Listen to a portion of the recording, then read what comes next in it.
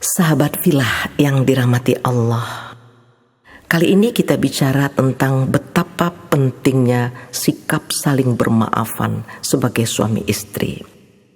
Pada saat pasangan kita telah melakukan kesalahan dan menyatakan permintaan maaf, bagaimana sikap kita sebagai seorang muslim dan muslimah? Apakah memang kita tidak mau memaafkan karena merasa sangat tersakiti? Apakah kita merasa tidak pernah berbuat salah sehingga kita tidak bisa memaafkannya? Betulkah sikap kita yang seperti itu, sahabat filah? Mari kita contoh sikap Rasulullah Shallallahu Alaihi Wasallam ketika ada orang yang berbuat tidak baik kepadanya, bahkan ingin membunuhnya. Rasulullah ternyata masih mau memberi maaf. Dan ternyata dalam banyak kejadian, pemberian maaf Rasulullah itulah yang membuat orang tersebut tersentuh untuk menjadi mu'alaf.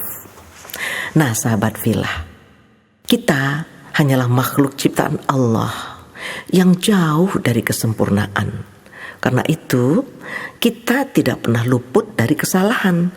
Maka ketika kita tersakiti oleh sikap pasangan kita, maafkanlah.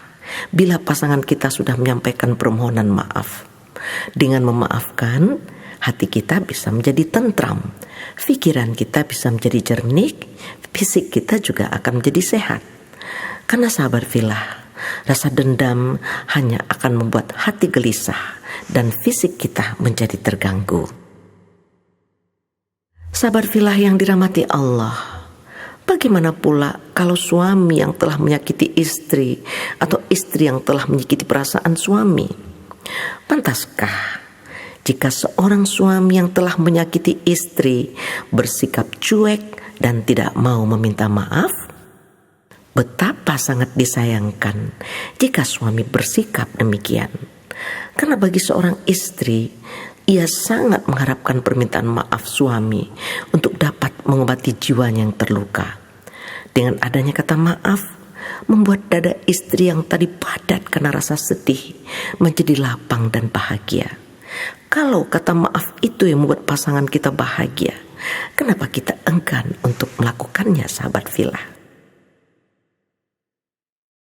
Sahabat filah, dalam beberapa kenyataan yang terjadi dalam masyarakat, ketika satu persoalan dalam perkawinan tidak diselesaikan pasangan suami istri dan tidak diakhiri dengan pasangan suami istri saling mengembangkan sikap memaafkan, ternyata itu dapat menurunkan kualitas keharmonisan hubungan suami istri.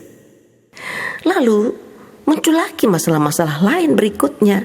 Terus saja demikian, sampai masalah itu menumpuk dan pada akhirnya akan meletus suatu ketika menjadi masalah yang sulit untuk diurai lagi.